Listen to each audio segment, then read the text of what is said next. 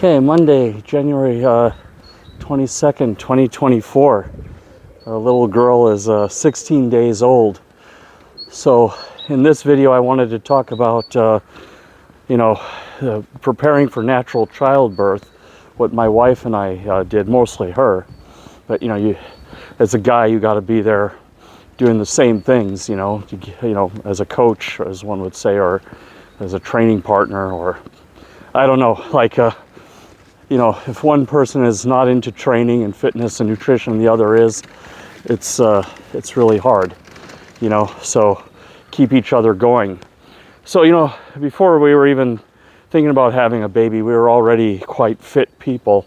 We were working out, and it's not only just going to the gym and working out, but it's a whole lifestyle. So we don't own a car because, I reasoned a long time ago that live close to where you work and walk. And 15 hours of walking a week is a lot more useful for your health than 15 hours of driving. And that 15 hours includes little chores here and there. So we walk everywhere. We walk, I walk to work, back from work, go to the grocery store, back from the grocery store. So that's also part, like I said, it's a lifestyle. It's not just coming from the gym. The gym is like 3 times a week, 45 minutes. That's not going to make you fit.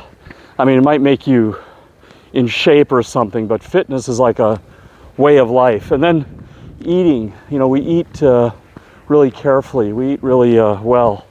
So we spend very little time in the restaurants, cook at home, hybrid vegan diet.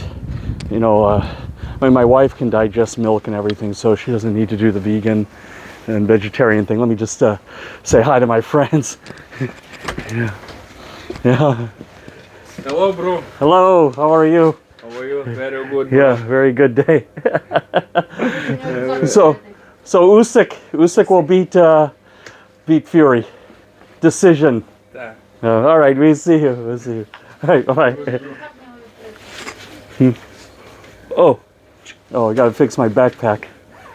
Thank you. Thank you. All right, we'll see you soon. We'll see you. Tomorrow I come. Yep, bye-bye. We'll see you. Yeah, I actually forgot my cash today. This is a cash-only market, and so my wife sent me a bit of a shopping list, but I'll go to a normal convenience store for that.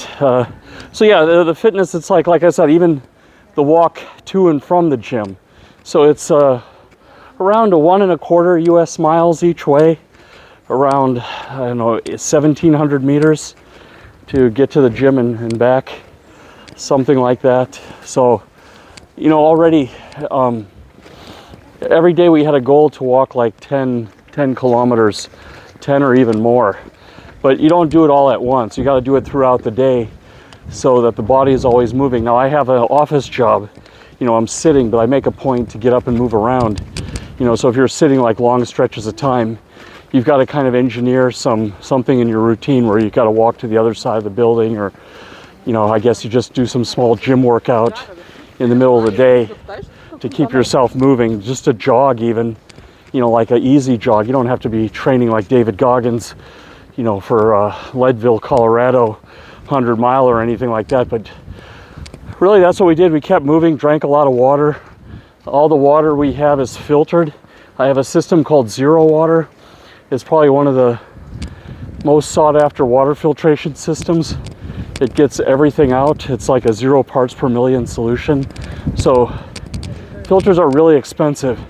It's something that will filter 60 gallons of water. It's like a $50 filter, but it's worth every dime. So that's instead of having a car, I have like water filter expenses.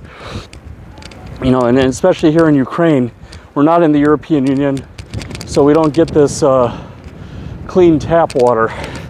Just make sure the mic is functioning. Yeah, it's blue light. It's been a while. So yeah, we eat a lot of nuts, dried fruit, rice, grains, buckwheat. There's this Ukrainian buckwheat. They used to eat it in America in the 1800s, and I don't know, it gave way to some other crops. Wheat or corn became more lucrative for the farmers. But this is like a food, like 18th century American food, and it's still pretty prevalent here in Ukraine, so eat a lot of that. And believe me, you're gonna have to get used to this. All this food has no taste. You know, we eat like beans, you know, like kidney beans and these lima beans and all these, collard beans as they call them. Also green beans and peas. You gotta change your taste. It takes a long time.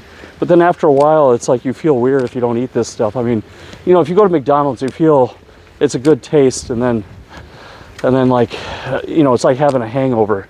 Your stomach hurts, you feel low energy and everything like an hour or 2 hours later. So, but when you eat this kind of healthy food, you know, believe me, it's hard to eat. You know, we got an air alarm. Russians, you know. You know, I have to go on another site. I'll do another video about how I think America is on the brink of taking a technological leap where it can win World War III. You know, but I'll talk about that in another video, the technologies that are coming up. But yeah, back to this diet. So, you know, where is this diet modeled on? This is, again, I'm reading all the time about life in the Stone Age, pre-human life. You know, the hominid, when we were hominids, you know, when we were, you know, Neanderthals and all these other beings living in the woods, you know, before we had gas heating and, all this kind of, electricity and, tap water. You know, how did they, no, they didn't, of course, like I said in a previous video, 50% of the women and the babies died at childbirth, so yes, we need some modern things, and I do believe in vaccines. Vaccines reduced infant mortality. Ultrasound reduced infant mortality to spot things early and fix it. But some of the things they did, like the eating, the diet was right.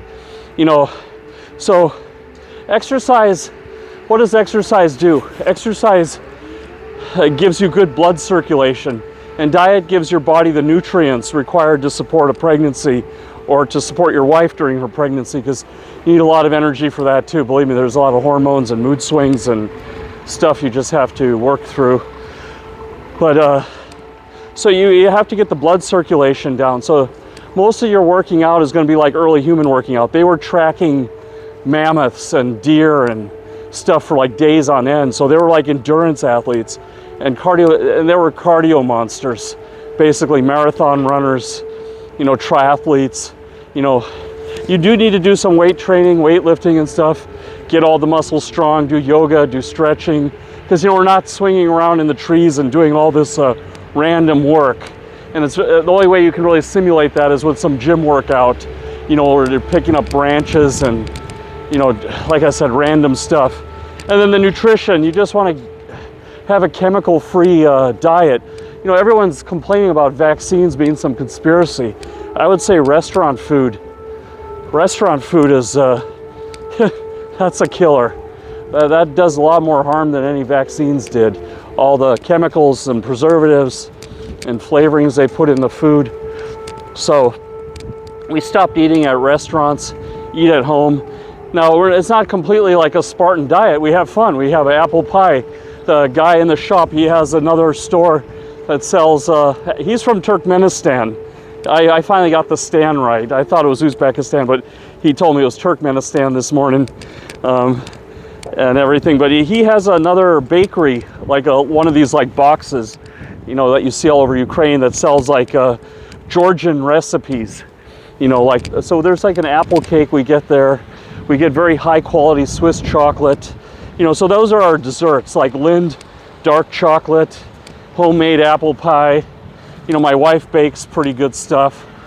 So as long as everything is made at home, you get used to it. Like I said, now I couldn't eat any other way. I go to the restaurants, I can't even, the food tastes gross. All that salt and sauce and all that stuff they put on it. I like my bland Stone Age food.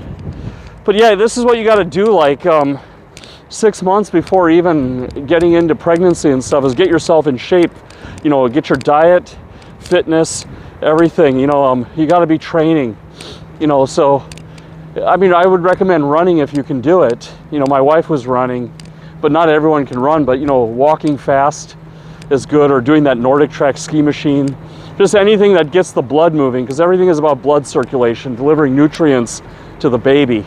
And then, when you're going through childbirth and everything, again, it's, your pain thresholds, the more fit you are, the more pain you can tolerate. So it's that too. So the more fit you are, it's like just like in the military, the more fit you are and you get wounded, the easier it is for the medics to work on you. They don't have to cut through layers of fat, and your body is going to be able to recover faster. It's the same sort of thing, and you're kind of training for an event, and you got to train for this, because it is grueling on the body, what I saw my wife go through. But then at the same time, it's like I said, her heart rate during the whole thing didn't go over 92, 94. It's like she really managed the pain well. But how do you do that? That just doesn't happen overnight. That was like I said, she'd been doing gym all her life and sport, and then we started, when we met, we really made a point to have a fitness lifestyle, walking everywhere, like every small thing, like supermarket, going over to a friend's house, just going around to the park, every weekend we go to the city center, just everywhere you can have an opportunity to walk or get some exercise, we do it, so yeah, that's how it's done. That's how we did it. I mean, of course, this is not medical advice. I would talk to your doctor.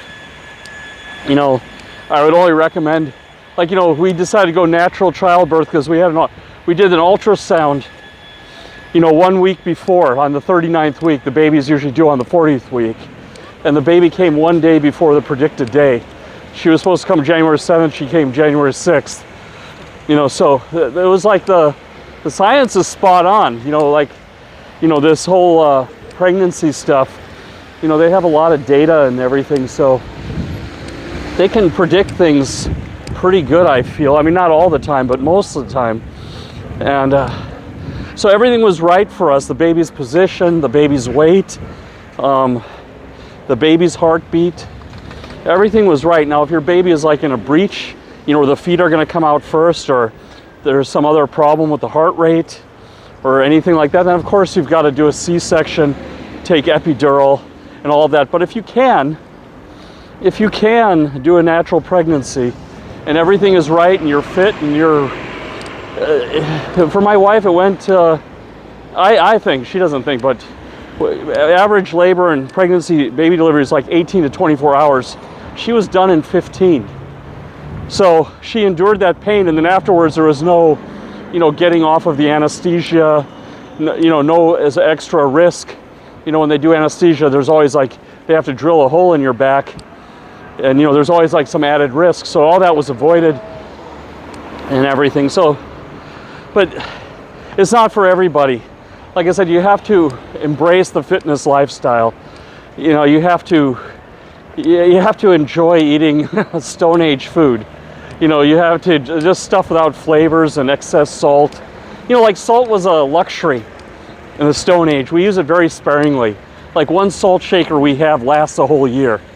And mainly we use it just to warm the water when we have pasta, just to warm the water a little bit. We don't really sprinkle it on the food, for example. So, like I said, don't do everything like they did in the Stone Age, because you'll probably die. People are dying left and right in the Stone Age, but some of the things they got right and helped us evolve to where we are today. But, and then there's some place for modern medicine as well. Like for example, if you do have a baby coming out upside down, then of course modern medicine is going to save that life, where in the Stone Age that person and the baby both would have probably died. So yeah, that's all I got for today. I mean, I guess on the other front, we're enduring life here, and everyone's holding their breath about what Trump is going to bring to Ukraine. But I don't know if it's going to be so bad he'll throw Ukraine entirely under the bus, but I think it'll be left like Georgia. That's my prediction. A ceasefire or informal ceasefire without any treaty, and it'll just be like an understanding. It'll be very delicate, and it'll be sad, because like I said, investors won't come in here unless we get a deal like Korea did, like a security guarantee. And this is what the Ukrainians should be striving for, but there's still a lot of stubbornness, and they don't understand that the clock is ticking down. Unless Biden really does something about the border, he's done. I mean, that is really a sticking point. Only 16% of Americans, and this was CNN's information, said that they agree with Biden's border policy. And I don't know what's going on. Like, I'm sure he has advisors telling him that, like, he's got to fix that. And I don't know if it's like some brinkmanship or what.